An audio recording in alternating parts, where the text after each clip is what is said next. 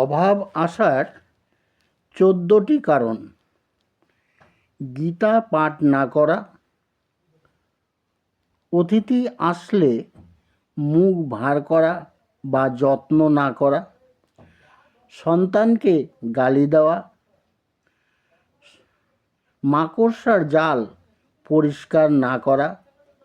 খাবার পাত্র নোংরা রাখা, ঘরে ময়লা আবর্জনা রেখে দেওয়া, ভাঙা পাত্রে খাবার খাওয়া, জল ঢেকে না রাখা, খারাপ চিন্তা করা, অন্ধকারে খাবার খাওয়া, ভিখারিকে খালি হাতে ফিরিয়ে দেওয়া, বড় পাত্রের জল এঁটো করে খাওয়া, সূর্য ওঠার পরে ঘুমানো, বিছানায় বসে খাবার খাওয়া।